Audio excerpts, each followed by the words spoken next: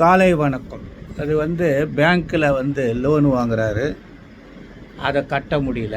So கட்டலைன்னா பேங்க்கு அவருக்கு அதிகமான சொத்து மதிப்புள்ள சொத்தை கம்மியான பணத்தை கொடுத்து கள்ளத்தனமாக அதை கைப்பற்ற முயற்சித்த பேங்க்குக்கு விரோதமாக வழக்கு போட்டு வெற்றி பெற்ற வழக்கு இது AR 2025 Chhattisgarh 74 AR 2025 Chhattisgarh 74 division bench judgment Anupkumar Shukla versus joint registrar cooperative society Raipur.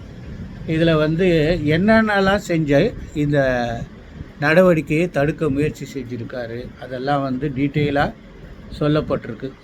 இவங்க ஆக்ஷன் பண்ண பிறகு அதை தடுப்பதற்கு பல முயற்சிகள், கன்ஃபார்ம் பண்ணாமல் இருக்கிறது பல முயற்சிகள், நோட்டீஸ்கள், டெப்டி ரெஜிஸ்ட்ரார், ஜாயிண்ட் ரெஜிஸ்ட்ரார் இதெல்லாம் பண்ணி சிங்கிள் ஜட்ஜுக்கிட்ட சேலஞ்சு பண்ணி அதில் அமெண்ட் பண்ணி அதுக்கப்புறம் ஃபைனலாக ரிட் அப்பீலில் ஜெயிச்சு சேலை செட்டிசைடு பண்ணிட்டாங்க. அது ரொம்ப அருமையான ஜட்ஜ்மெண்ட். அதை விட இன்னொரு இன்ட்ரெஸ்டிங்கான ஜட்ஜ்மெண்ட் உங்களுக்கு நான் கொடுக்க வேண்டியது என்னன்னா,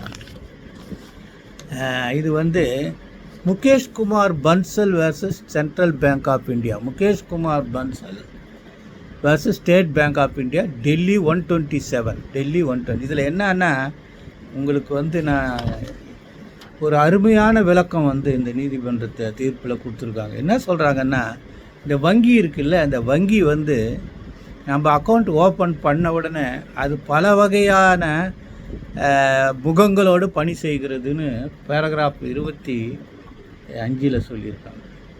நீங்கள் அக்கௌண்ட் ஓப்பன் பண்ண உடனே அது டெட்டார் ஆகிறாரு, நமக்கு அவங்க கடங்கா, ஏன்னா நம்ம பணம் அவங்கக்கிட்ட இருக்கு. அதனால் அருமையாக சொல்லியிருக்கு. அடுத்தது பார்த்திங்கன்னா,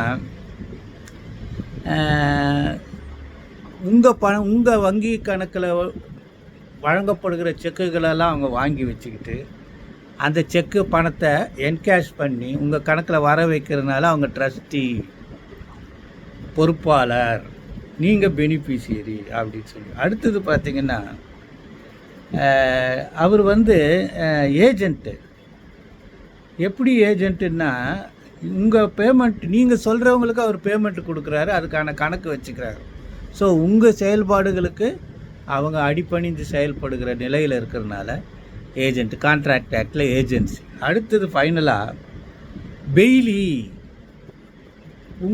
உங்களுக்காக உங்கள் கணக்கில் வரவழைக்கப்படுகிற தரப்படுகிற பொருட்களை எல்லாம் பாதுகாப்பாக பார்த்து கொள்ள வேண்டிய கடமை அவங்களுக்கு பெய்லி இருக்குது. ஆக பார்த்திங்கன்னா, debtor creditor relationship, trustee beneficiary relationship, agent principal relationship, கடைசியாக பெய்லி பெய்லர் ரிலேஷன்ஷிப்பு ஒரு வங்கிக்கு இருக்குதுன்னு மிக தெளிவாக சொல்லப்பட்டிருக்கு.